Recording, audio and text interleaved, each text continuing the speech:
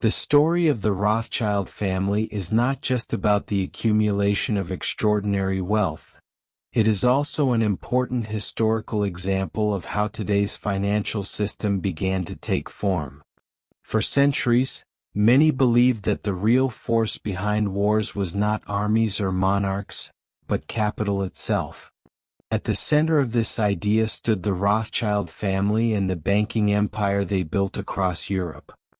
Europe in the 18th century was filled with endless wars, political tensions, and economic instability. As kingdoms fought one another, national treasuries were depleted, and the cost of maintaining armies pushed governments deeper into debt. Gold and silver remained valuable, but they were no longer sufficient to finance expanding states. What rulers needed most was rapid access to credit and dependable financial networks. Born in Frankfurt's Jewish quarter, Mayer Amschel Rothschild began his career as a small coin trader. However, he quickly realized that real profits came not from trading currency, but from managing wealth for influential families and aristocrats. His relationship with the Prince of Hesse gave him access to Europe's elite financial circles. What separated him from other bankers was his international mindset. He sent each of his 5 sons to one of Europe's key financial capitals: London, Paris, Vienna, Naples, and Frankfurt. This created a family network that operated beyond the control of any single nation or ruler. Through this structure, money, information, and credit could move across borders faster than most governments could respond. At a time when news often traveled by horseback over days or even weeks, this network offered a major advantage. If one country was facing war or financial crisis, branches in other cities could keep operations stable. Today, this strategy might be described as global diversification and risk distribution. One of the most decisive periods in the family's rise came during the Napoleonic Wars. European governments urgently needed enormous amounts of funding to sustain military operations. Britain in particular relied heavily on borrowing to finance its campaigns.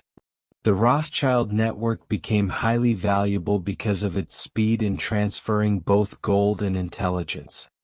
One of the most famous legends surrounding the family involves Nathan Rothschild and the Battle of Waterloo. According to the story, Nathan learned of Napoleon's defeat before the British government and used that information to make a fortune in the bond market. Historians have questioned many parts of this narrative, and several details were likely exaggerated over time.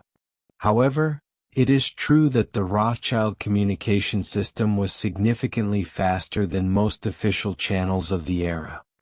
By the early 19th century, the Rothschilds were no longer simply bankers financing wars. They had evolved into one of Europe's most powerful financial institutions, lending to governments, organizing sovereign bonds, and financing large-scale infrastructure projects. Railways, ports, mines, and industrial ventures across Europe were often backed by Rothschild capital. The family also played a major role in the development of the modern government bond market. States began raising funds by issuing bonds, while investors purchased them as financial assets. Although this now seems routine, it was a revolutionary innovation at the time.